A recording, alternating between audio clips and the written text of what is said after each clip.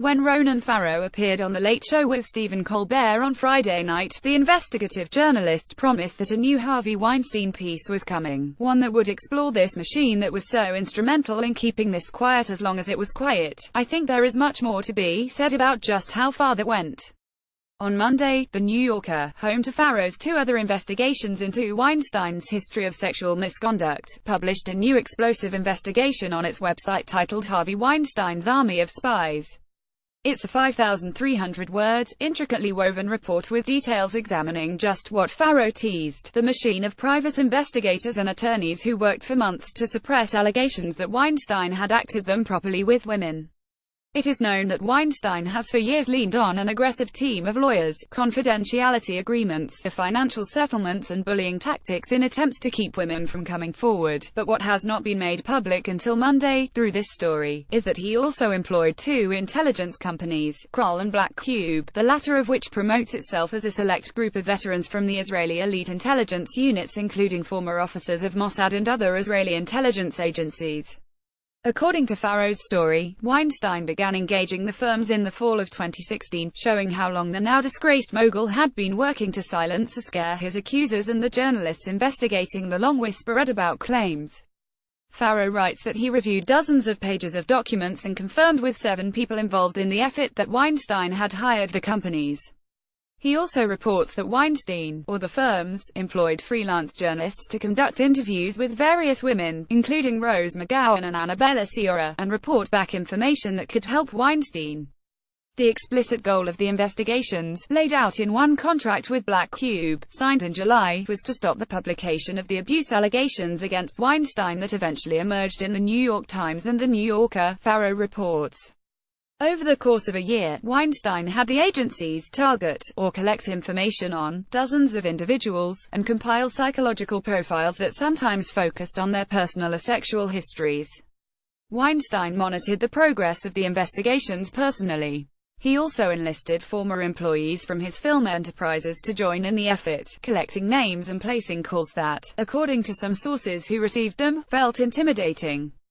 Rose McGowan, who has said she was raped by Weinstein in a hotel room during the 1997 Sundance Film Festival, figures prominently in Farrow's story, and the actress-turned-activist goes on the record to describe her troubling interactions with operatives from Black Cube who use false identities to secure information from her, including details and/or pages from her forthcoming memoir, titled Brave. Farrow reports that one of those investigators masqueraded as a women's rights advocate and secretly recorded her conversations with McGowan.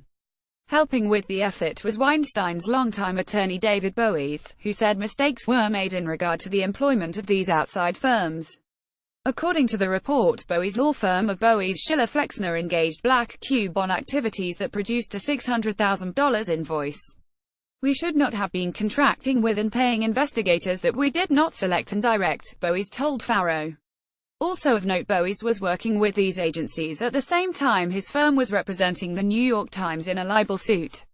At the time, it seemed a reasonable accommodation for a client, but it was not thought through. And that was my mistake. It was a mistake at the time. The fact that details of Weinstein's behind-the-scenes activities are now coming out is shocking in itself. Such actions, like the engagement of private investigators and the like, are typically kept private, Farrow writes, because such relationships are often run through law firms. The investigations are theoretically protected by attorney-client privilege, which could prevent them from being disclosed in court. The documents and sources reveal the tools and tactics available to powerful individuals to suppress negative stories and, in some cases, forestall criminal investigations. In a statement, Weinstein's spokesperson, Sally Hoffmeister, said, "It is a fiction to suggest that any individuals were targeted or suppressed at any time." Much detail is provided about McGowan's interactions with the Black Cube investigator, who initially reached out to McGowan in May via email.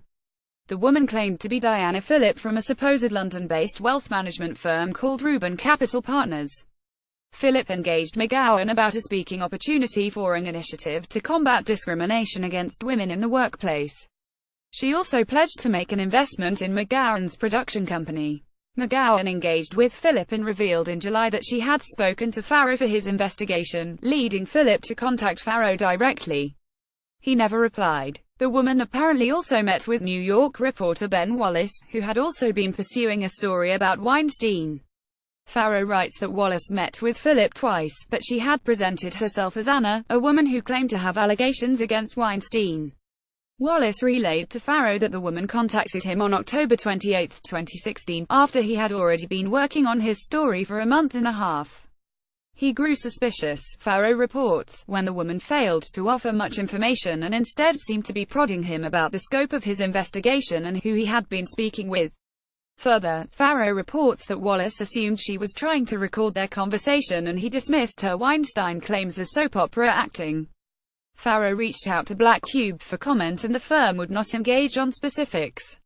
It is Black Cube's policy to never discuss its clients with any third party, and to never confirm or deny any speculation made with regard to the company's work, the company said in a statement. It should be highlighted that Black Cube applies high moral standards to its work, and operates in full compliance with the law of any jurisdiction in which it operates, strictly following the guidance and legal opinions provided by leading law firms from around the world. Hofmeister added that the assertion that Mr. Weinstein secured any portion of a book is false and among the many inaccuracies and wild conspiracy theories promoted in this article, referring to Farrow's piece. According to the story, Weinstein's agreement with his law firms with the company included substantial bonuses if Black Cube provides intelligence which will directly contribute to the efforts to completely stop the article from being published at all in any shape or form, referencing the exposé published by the New York Times. Additionally, if the company could obtain a second portion of McGowan's book, it would receive $50,000. In regards to hiring a journalist, Black Cube solicited the help of a freelancer who reached out to multiple people, including McGowan, Ciora, Wallace and Farrow, all in an attempt to gather more intel. Also implicated is Dylan Howard, Chief Content Officer of American Media Inc., publisher of the National Enquirer, who had allegedly been working on behalf of Weinstein to gather information to help discredit sources such as McGowan. Also reported to be under Weinstein's overall employ as part of these investigations was the Los Angeles-based company Peace Ops and at companies Jack Palladino and Sarah Ness. The two are said to have gathered lengthy reports on potential accusers, including McGowan, as well as reporters working on the story such as Farrow.